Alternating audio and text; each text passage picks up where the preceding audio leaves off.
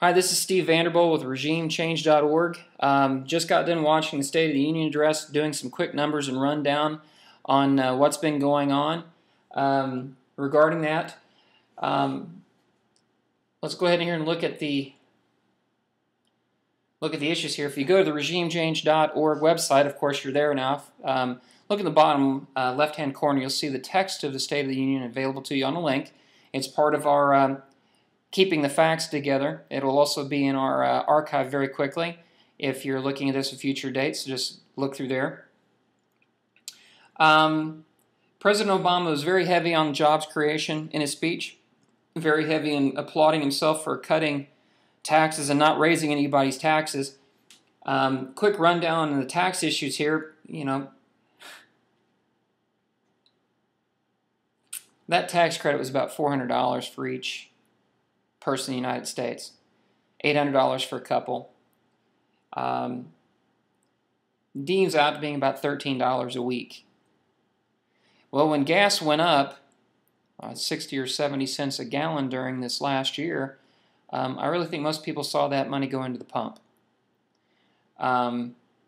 Certainly wasn't anything to save jobs, and the stimulus money being spent really didn't go into any shovel-ready work that was out there. We're going to be looking a little deeper in these jobs that were created in this speech, and if we find something meat there, we'll be breaking it here. It is rather interesting that while President Obama was talking about not raising taxes and being relatively good in the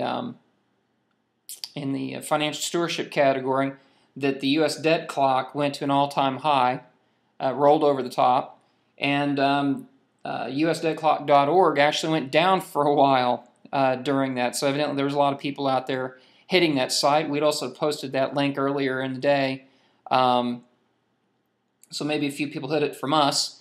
The thing we're going to want to look at here is really grading President Obama on this speech at the end of this this commentary. But on a quick talking points, $400, $13 per person, no, didn't work. Wasn't a job saver. About 7 million people, by their admission, lost their job in the last year. Real numbers about 8.2 million. The unemployment rate is higher than they quoted. The one thing most people are not aware of, the numbers that they quote on the jobless rate or the unemployed rate do not include the homeless. Well, let's look at this. We did some issue on some numbers a few weeks ago. We're not at the end of the first month of the year, and the foreclosures for the month to date are 66,200. At this rate, that'll be 794,400 foreclosures. The average American household is 2.95 now. That means there'll be an additional 2,343,500 people on the street that won't be figuring into those unemployment numbers. The real unemployment numbers right now are about 23.5%. There are 308,568,650 plus or minus a few in the United States at this point in time. The liability per citizen in the United States now is 347,351, or basically each of us owe $105,000 after they take everything away from us and leave us naked in the streets. Now we keep mentioning that over and over again. I want you guys to really look at that number, because that's the amount of debt and liabilities held in this country. That's Medicaid, Medicare, all these things we're talking about health care reform and everything else. Currently, the amount of national debt is about $12.331 trillion. Congress wants to add another $1.4 trillion to that.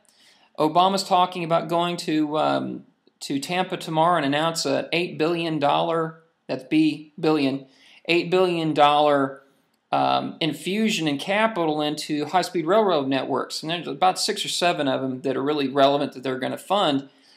But looking at the numbers, the amount of money needed for all those projects is about 5 times that amount. So the federal money isn't really going to go anywhere. And the likelihood in this economy, with banks acting the way they are, of really those projects being completed are pretty thin.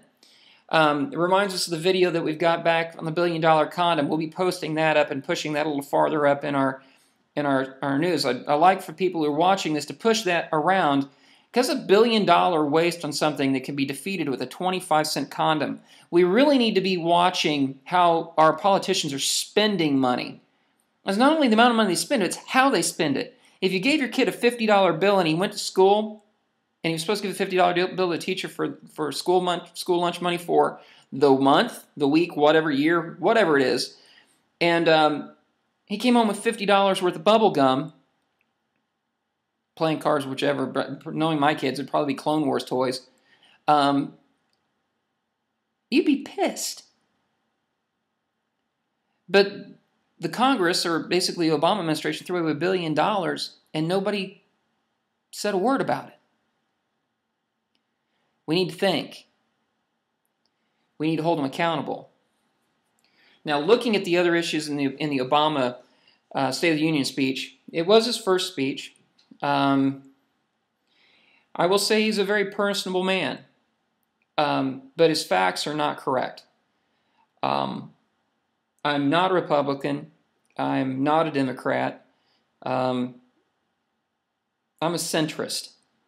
Some might call me a libertarian. Somebody might call me a constitutionalist. But really, the numbers speak volumes to me. I'm more about the data, personally. The way the current tax system is structured, no matter how much monkeying around the Congress wants to do about it, this isn't going to fix this problem. So don't believe Beck and O'Reilly and the others are saying rattling the sword to raise taxes. It's not only how taxes are raised. We've got to make the government more efficient to get out of this hole. President Obama mentioned the Congressional Budget Office, and I'll bring something up in here that most people don't know.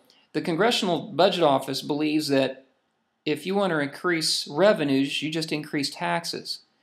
Well, it's been proven historically, time and time again, if you want to raise revenues, the best way to do it as a government is to lower taxes, because therefore more people have money in their pocket. They go out and spend money and put money in the economy.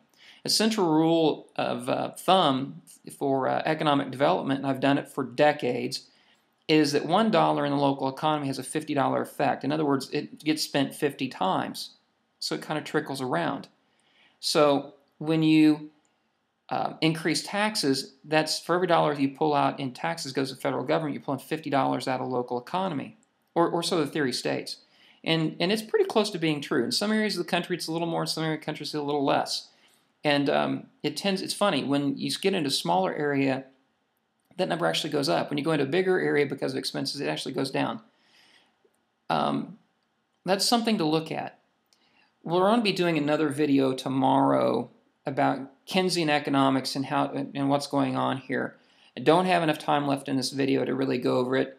I've been asked by several people to discuss it, bring it into a relevant talking point, and I promise to do that later.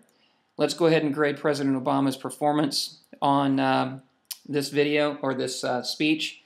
Personality, A. Content, C. Facts, D-. A to D-. Give him across the board grade, let's make him a C+. A little better than average. Not good enough for this economy. Thanks. Bye.